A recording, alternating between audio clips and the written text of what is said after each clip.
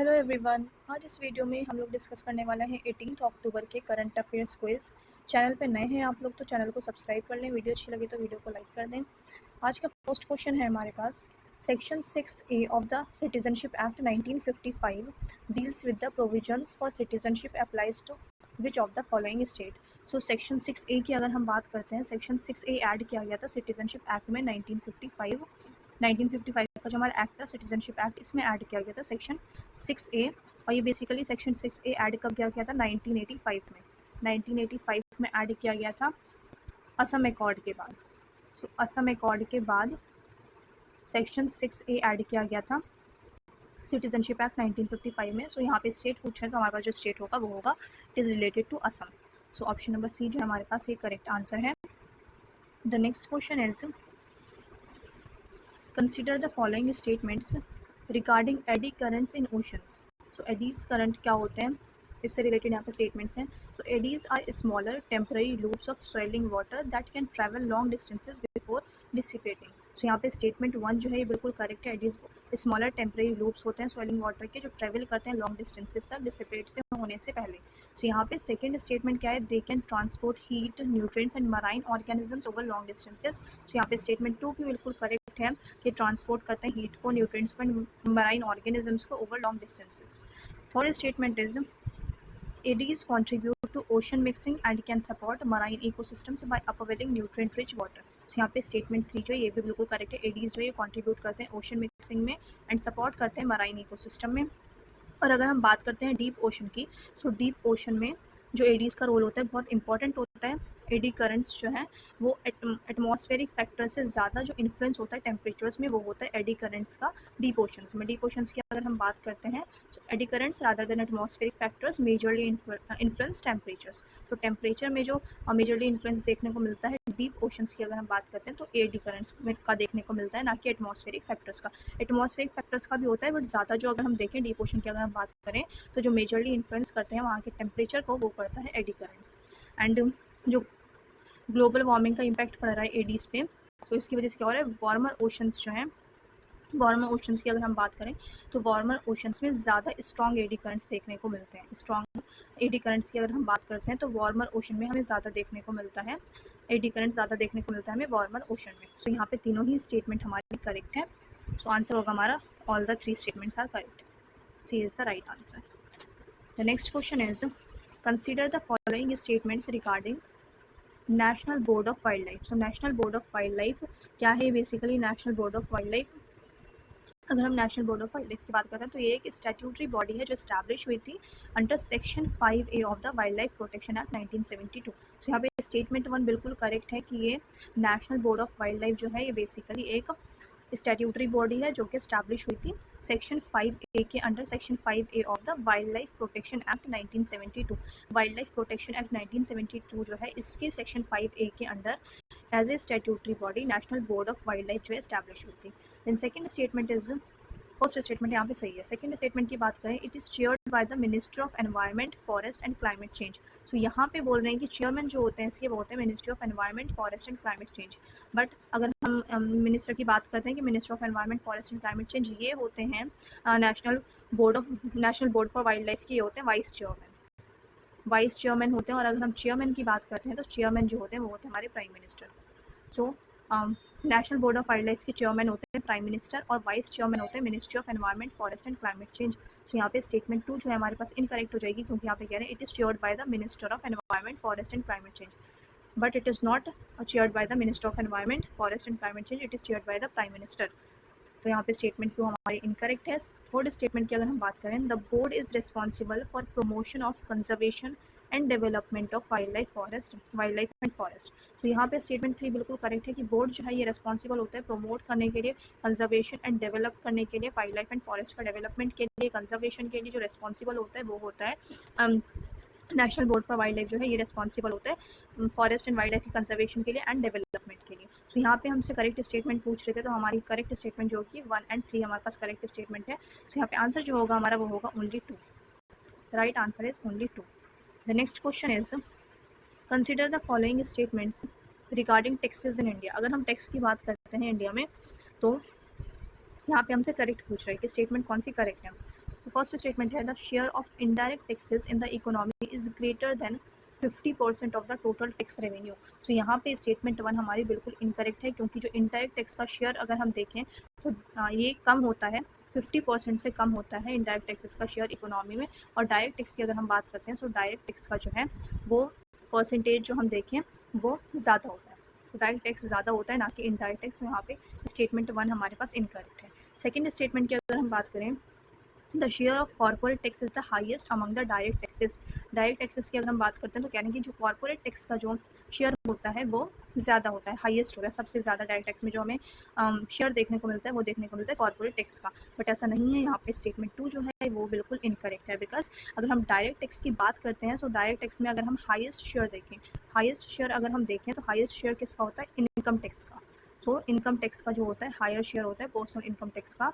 Income tax का सबसे ज़्यादा शेयर होता है, हाईएस्ट शेयर किसका होता है, इनकम टैक्स का, ना कि कॉर्पोरेट टैक्स का। दैट्स वाई स्टेटमेंट 2 भी हमारे पास इनकरेक्ट है।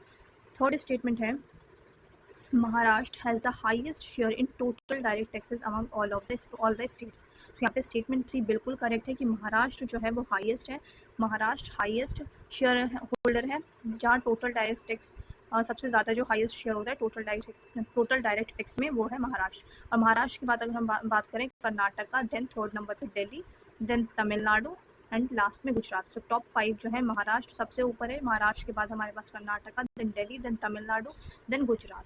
तो यहाँ पे स्टेटमेंट 3 हमारे पास बिल्कुल करेक्ट है। सो जो राइट आंसर होगा हमारे पास, यहाँ पे पूछा हमसे स्टेटमेंट कितनी करेक्ट है, तो एक ही स्टेटमेंट हमारे पास करेक्ट है। तो यहाँ पे आंसर होगा only 1। Right answer is only 1।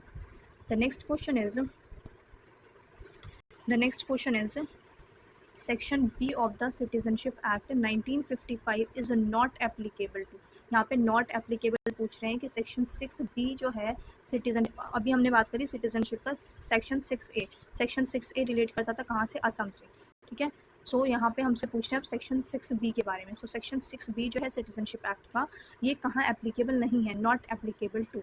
सो यहाँ पे स्टेटमेंट 1 अगर हम बात करें, अच्छा सेक्शन 6B की सबसे पहले बात करते हैं कि सेक्शन 6B ऐड कब किया गया था। सेक्शन 6A मैंने आपको बताया कि सेक्शन 6A जो था ये ऐड किया था हमने 1985 में असम अकॉर्ड के बाद। तो 1985 में असम अकॉर्ड के बाद ये ऐड किया गया था। बट सेक्शन 6B की यहाँ बात हो रही है, तो सेक्शन 6B कब ऐड किया गया है, सेक्शन 6B ऐड किया गया सिटीजनशिप एक्ट में 2019 में।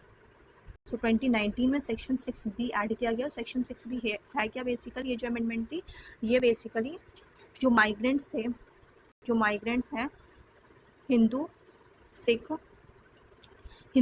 जो 6 माइनॉरिटीज़ हैं 3 कंट्रीज हैं। 6 माइनॉरिटीज़ कौन से हैं, Hindu, Sikh, Buddhist, Jain, Parsis and Christians. तो Hindu, Sikh, Buddhist, Jain, Parsis and Christian. So ये जो 6 माइनॉरिटीज़ हैं 3 कंट्रीज से, कौन सी 3 कंट्रीज, पाकिस्तान, अफगानिस्तान एंड बांग्लादेश। तो इंडिया इन कंट्रीज से जो ये 6 माइनॉरिटीज़ आएंगे उन्हें सिटीजनशिप देगा। और उसकी कट ऑफ डेट क्या बोली गई थी, उसकी कट ऑफ डेट बोली गई थी 31 दिसंबर 2014 तक जो भी आ गया होगा ये 6 माइनॉरिटी से जो रिलेट कर रहा होगा 3 कंट्री से, पाकिस्तान, अफगानिस्तान, बांग्लादेश, तो इंडियन गवर्नमेंट उसको सिटीजनशिप देगी। सो ये जो था ये सेक्शन 6B था, ठीक है, सिटीजनशिप एक्ट 1955 का, इसको ऐड किया गया था 2019 में। तो यहाँ पे जो है अब यहाँ पे पूछ रहे हैं कि ये कहाँ एप्लीकेबल होता है, कहाँ एप्लीकेबल नहीं होता। सो अगर हम बात करें scheduled areas under 5th schedule to the constitution, so ये जो है यहाँ पे एप्लीकेबल है कि जैसे अब हमने सिटीजनशिप दे दी, इंडियन गवर्नमेंट ने सिटीजनशिप दे दी इन माइनॉरिटीज़ को जो 3 कंट्रीज से आए थे, पाकिस्तान, अफगानिस्तान एंड बांग्लादेश। सो ये जो है कहाँ सेटल हो सकते हैं, कहाँ नहीं हो सकते। तो शेड्यूल एरियाज जो 5th शेड्यूल के अंडर आते हैं तो वहाँ ये सेटल हो सकते हैं, ठीक है।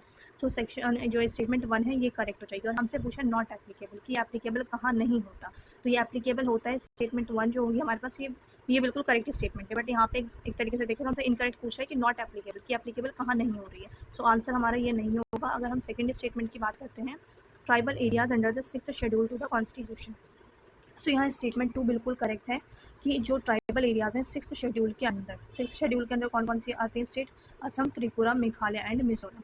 सो असम, त्रिपुरा, मेघालय एंड मिजोरम में सेटल नहीं हो सकते सिटीजनशिप मिलने के बाद ही माइनॉरिटीज़। तो यहाँ पे जो स्टेटमेंट 2 बिल्कुल करेक्ट है। थर्ड स्टेटमेंट की अगर हम बात करें, areas under the inner line notified under the Bengal eastern frontier regulation 1873।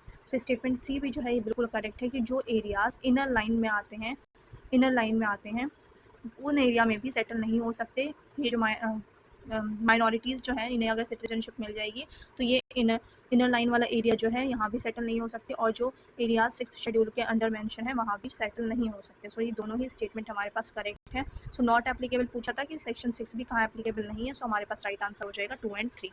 The right answer is 2 and 3, C हमारे पास बिल्कुल राइट आंसर होगा। देन नेक्स्ट क्वेश्चन है,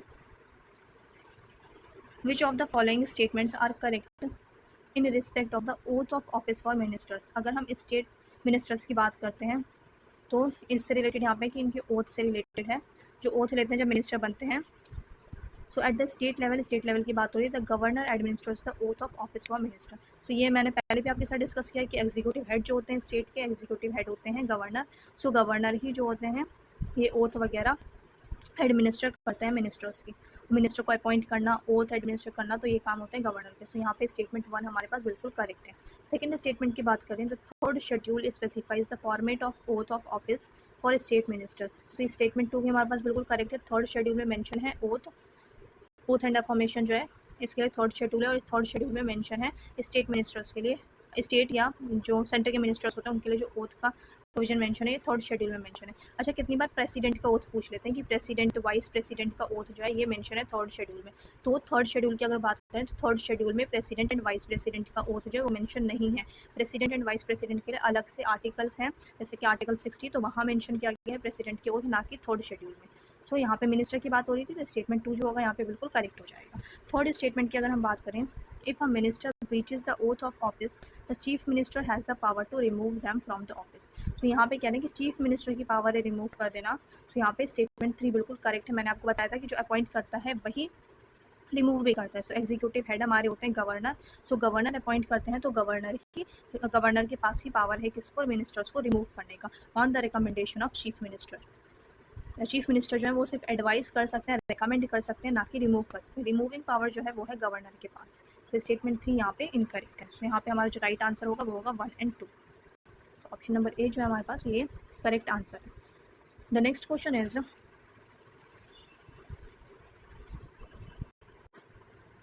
the gender development index is published as part of which of the following report. तो gender development index की अगर हम बात करें तो जेंडर डेवलपमेंट इंडेक्स कौन पब्लिश करता है? जेंडर डेवलपमेंट इंडेक्स पब्लिश करता है UNDP, united nations development programme. तो यूनाइटेड नेशंस डेवलपमेंट प्रोग्राम जो होगा हमारे पास राइट आंसर होगा option number D, united nations development programme. Human development report जो रिलीज़ करता है यूनाइटेड नेशंस डेवलपमेंट प्रोग्राम। तो यहाँ पे जेंडर डेवलपमेंट इंडेक्स की बात करते हैं तो ह्यूमन डेवलपमेंट रिपोर्ट में होता है gender development index. Gender development index अगर हम बात करें तो ये जो डेवलपमेंट होती है, डेवलपमेंट ऑफ विमेन, कि विमेन की मैन के कंपेयर में कितनी डेवलपमेंट हुई है। सो ये जो है 3 इंडिकेटर्स पे देखते हैं, 3 की इंडिकेटर्स पे देखता है। ये 3 की इंडिकेटर्स कौन से हैं? Health, education and income. So health, education and income जो है ये 3 इंडिकेटर्स है जिस पे कंपेयर करता है जेंडर डेवलपमेंट इंडेक्स में कि विमेन की कितनी डेवलपमेंट हुई है एज कम्पेयर टू मैन। सो यहाँ पे health, education and income, the right answer is D. The next question is, Which of the following organization is responsible for implementing the Ayushman Bharat प्रधानमंत्री जन आरोग्य योजना? सो ABPMJ जो है ये कौन इम्प्लीमेंट करता है, ये जिम्मेदारी किसकी है? तो ये मैंने आपके साथ पहले भी डिस्कस किया था। The right answer is ministry of health and family welfare. So B जो है हमारे पास ये राइट आंसर है। और इसका अगर हम एम क्या है इसका, ABPMJ का जो एम है वो बेसिकली ये प्रोवाइड करना है कि accessible and affordable health care, vulnerable populations को affordable and accessible health care provide करना जो है ये एम है ABPMJ का। एंड इसकी अगर हम बात करें कि इम्प्लीमेंट करता है ministry of health and family welfare. And इसमें और भी चीज़ें आती हैं, और भी स्टेक होल्डर्स हैं, सिर्फ ये अकेली मिनिस्ट्री नहीं है, यहाँ पे और भी स्टेक होल्डर्स हैं। जैसे कि अगर हम बात करें national health authority NHA, national health authority हो गई, and state governments, national health security and ministry of health and family welfare. तो ये 3 स्टेक होल्डर्स हैं जो कि इम्प्लीमेंट करते हैं ABPMJ को। The right answer is B. The next question is, which of the following economic philosophy align with the idea of universal basic income? So universal basic income की अगर हम बात करें तो बेसिकली यूनिवर्सल बेसिक इनकम क्या होता है? ये एक फिक्स्ड अमाउंट डिफाइन की गई है। अगर हम डिफाइन करते हैं यूनिवर्सल बेसिक इनकम की, ये बेसिकली क्या होता है? ये एक फिक्स्ड अमाउंट होता है जो कि हर सिटीज़न को मिलना चाहिए उसके लिवलीहुड के लिए, उसको फाइनेंशियल सिक्योरिटी के लिए, जिसकी वजह से वो अपनी जो पावर्टी है उसको रिड्यूस कर सके। सो यूनिवर्सल बेसिक इनकम का जो ये कॉन्सेप्ट है बेसिकली ये आया है लिबर्टेरियनिज्म से। तो यहाँ पे जो राइट आंसर होगा वो होगा D, libertarianism. The next question is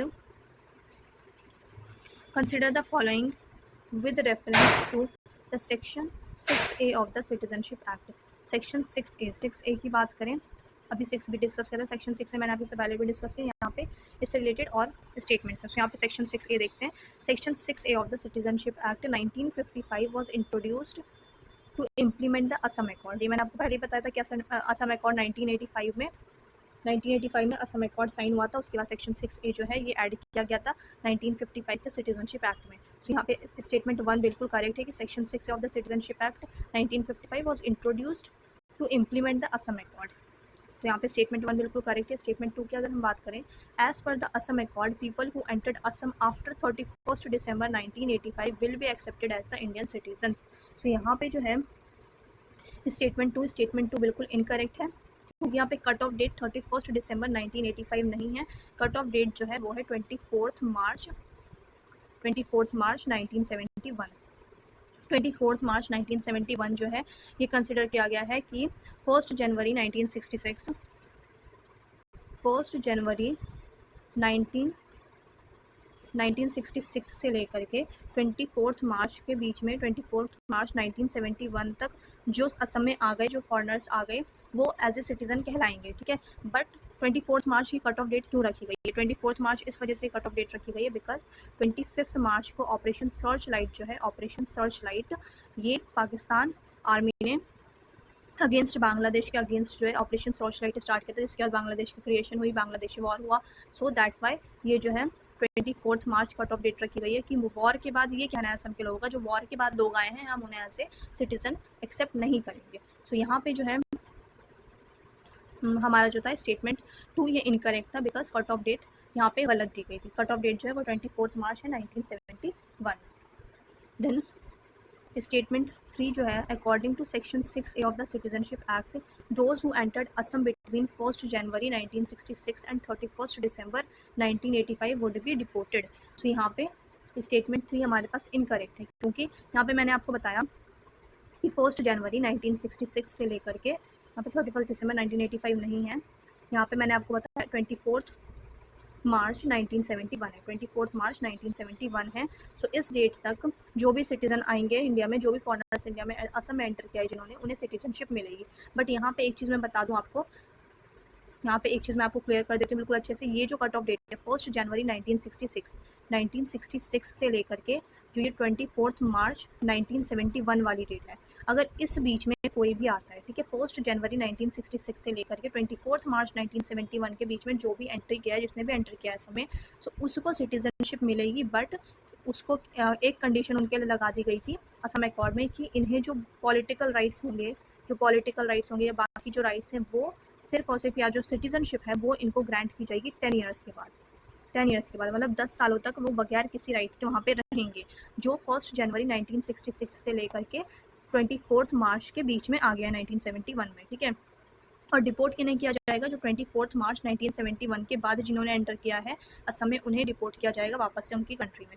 और यहाँ जो है सिटीजनशिप, जो पॉलिटिकल राइट्स के साथ जो सिटीजनशिप की बात है वो है जो लोग 1 जनवरी 1966 से पहले एंटर कर चुके हैं। जो लोग 1 जनवरी 1966 से पहले एंटर कर चुके हैं उन्हें सिटीजनशिप मिलेगी पूरे राइट्स के साथ। बट 1 जनवरी 1966 से 24 मार्च 1971 के बीच में जिसने भी एंटर किया है उन्हें विदाउट पॉलिटिकल राइट्स जो है वो लोग रहेंगे। 10 साल के बाद उन्हें सिटीजनशिप मिलेगी। ये जो है असम अकॉर्ड का बेसिकली एक प्रोविजन था, एक डिमांड थी। तो यहाँ पे जो सेक्शन 6A है वहाँ की कट ऑफ डेट क्या, 1 जनवरी 1966 से लेकर के 24 मार्च 1971। तो यहाँ पे दैट्स वाई स्टेटमेंट 3 जो है हमारे पास इनकरेक्ट होगी। दैन स्टेटमेंट 4 है, the foreigners tribunal is responsible for identifying foreigners under section 6A of the citizenship act in Assam. तो यहाँ पे बिल्कुल करेक्ट है स्टेटमेंट 4 कि फॉरेनर ट्राइब्यूनल्स जो है, फॉरेनर ट्राइब्यूनल ये रिस्पॉन्सिबल होता है कि वो आइडेंटिफाई करे फॉरेनर्स को under section 6A of the citizenship act in Assam. So यहाँ पे स्टेटमेंट 4 बिल्कुल करेक्ट है। सो स्टेटमेंट 1 एंड स्टेटमेंट 4 हमारे पास करेक्ट है। यहाँ पे हमसे करेक्ट पूछा था तो जो राइट आंसर होगा वो होगा ओनली 2 स्टेटमेंट्स आर करेक्ट। सो यहाँ पे बी जो है हमारे पास ये बिल्कुल करेक्ट आंसर है हमारे पास। आई होप आप लोगों को वीडियो अच्छी लगी होगी। क्वेश्चंस अच्छे लगे होंगे, जो अक्टूबर वाली सीरीज़ है उसका डिस्क्रिप्शन बॉक्स में मैंने लिंक दे दिया, आप लोग वहाँ से जा करके सारे क्विज़ देख सकते हैं। वीकली करंट अफेयर्स के क्विज़ भी मौजूद हैं चैनल पे, उसका लिंक भी आपको डिस्क्रिप्शन में मिल जाएगा। चैनल पे नए हैं तो चैनल को सब्सक्राइब कर लें, वीडियो अच्छी लगी तो वीडियो को लाइक कर दें। अब मिलते हैं नेक्स्ट वीडियो में।